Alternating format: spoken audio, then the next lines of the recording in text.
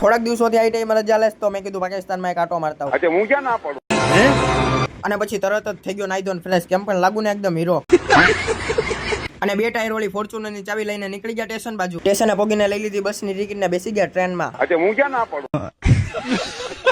પાછળ ડબ્બામાં બેઠો તો મજા નહોતી આવતી તો વીઆઈઓ એન્જિનમાં આટો મારવા અને આ કાકાને કહી દીધું લાવો આકી લઉં આવી મસ્તી કરવાની